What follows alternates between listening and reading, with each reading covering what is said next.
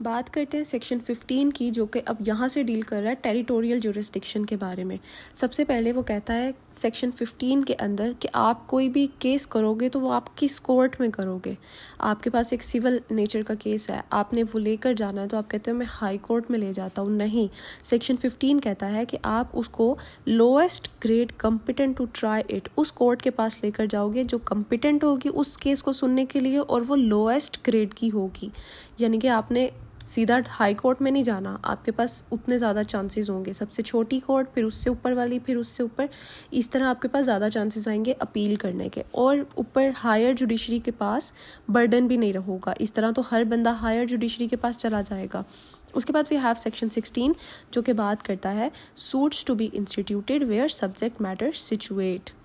अब जहाँ पर सब्जेक्ट मैटर होगा ना, उसके अकॉर्डिंगली किन किन केस सूट्स जो है ना उनको हम कर सकते हैं। जैसे कि हमारे पास आता है हम इसके अंदर कुछ चीज़ें डिस्कस करते हैं। अगर तो हम इमूवेबल प्रॉपर्टी की बात करें ना, अगर तो आपने कोई रेंट रिकवर करवाना है, प्रॉफिट रिकवर करवाना है, पार्टीशन करवानी है, आपने मॉर्गेज करवानी है, आपने फोरक्लोजर करवाना है, रिडेम्पशन करवाना है, आपने कोई कंपनसेशन लेनी है, इन सब सूरतों के अंदर अगर तो ऑनरशिप का मामला है, इमूवेबल प्रॉपर्टी की ऑनरशिप का मामला है, उसका कोई डिस्प्यूट है, तो आप वहाँ पर केस करोगे जहाँ पर प्रॉपर्टी सिचुएटेड है। और अगर तो मॉर्गेज है, फोरक्लोजर है, रिडेम्पशन है, तो आप वहाँ पर केस करोगे जहाँ पर कॉज ऑफ एक्शन यानी कि डिस्प्यूट जो है वो लाई करता है, जहाँ पर वो मौजूद है वहाँ पर आप केस करोगे। उसके बाद हमारे पास आता है सेक्शन, इसकी एक्सप्लेनेशन में वो एक बात करता है, वो कहता है property means property situated in Pakistan. ये उन प्रॉपर्टी के रेलेवेंट आपकी सारी बात चल रही है जो कि पाकिस्तान में मौजूद है। उसके बाद सेक्शन 17 की बात करता है जो ये कहता है source for immovable property situated with in jurisdiction of different courts.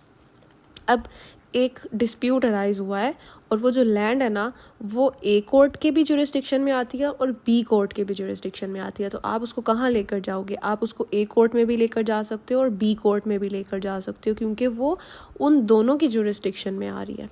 उसके बाद सेक्शन 18 कहता है कि ठीक है, वहाँ पर तो आपको पता चल गया कि दो जगह पर जुरिस्डिक्शन आ रही थी। अब ऐसा कोई केस अगर आ जाता है जहाँ पर जुरिस्डिक्शन ऑफ कोर्ट जो है उसकी लोकल लिमिट्स जो है वो टोटली अनसर्टन है, place of institution of suit where local limits of the jurisdiction of courts are uncertain, आपको पता ही नहीं है कि आपका जो केस है ये किसी जुरिस्डिक्शन में लाए करता भी है या नहीं, आप इसको कहाँ लेकर जाओ। अगर आपको ये चीज़ समझ नहीं आती तो आप किसी भी कोर्ट में उसको लेकर जा सकते हो और उसको जाकर आप कोर्ट को कहोगे कि मुझे इसका तायुन कर दो कि मेरी जुरिस्डिक्शन कहाँ है। और अगर कोर्ट भी उस चीज़ का तायुन नहीं कर पाती, पता ही नहीं लगता, अनसर्टेनिटी इतनी ज़्यादा है उसके अंदर, तो फिर क्या होगा, वो जिस कोर्ट के पास जाएगा वही कोर्ट उसको सुन सकती है और वही कोर्ट उसके ऊपर फैसला भी कर सकती है। वो गलत नहीं माना जाएगा क्योंकि वो अनसर्टन था ना, और उसकी लोकल लिमिट्स का पता ही नहीं है, उसकी जुरिस्डिक्शन का पता ही नहीं है कि ये कहाँ पर केस फाइल करना चाहिए। उसके बाद हमारे पास आता है सेक्शन 19 जो कि बात करता है suits for compensation for wrongs to person और मूवेबल्स।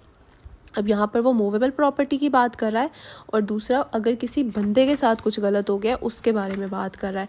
यानी कि बंदे के साथ कैसे गलत हो गया, किसी की मूवेबल प्रॉपर्टी या पर्सन के साथ अगर गलत हुआ, कोई ऐसा डिस्प्यूट है जो कि असॉल्ट या बैटरी, आपको किसी ने धमकी दी है या आपको किसी ने थप्पड़ मार दिया या आपको कोई वैसे मार कर चला गया, तो आपने इस तरह के डिस्प्यूट को सिविल केसेस के अंदर कहाँ पर उसकी जुरिस्डिक्शन देखनी है, कहाँ पर आप उसको फाइल करोगे।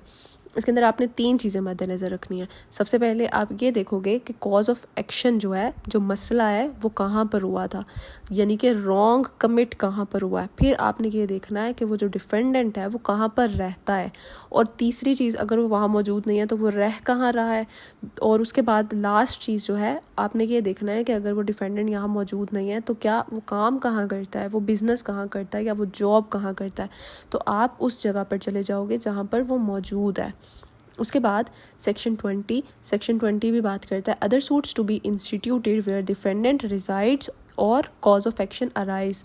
कोई भी ऐसा सूट जो आप वहाँ पर करोगे जहाँ पर डिफेंडेंट रहता है आपका, या फिर कॉज ऑफ एक्शन जहाँ पर आपका अराइज हुआ है। वही बात जैसे हमने पहले कही कि अगर कोई भी ऐसा सूट है, इसके अलावा भी और कोई सूट है, तो आप उसके अकॉर्डिंगली कहाँ जाओगे, जहाँ पर कॉज ऑफ एक्शन है, जहाँ पर रॉन्ग कमिट हुआ है, जहाँ पर डिफेंडेंट रहता है, या फिर जहाँ पर डिफेंडेंट अपना बिजनेस कैरी करता है या अपनी जॉब करता है।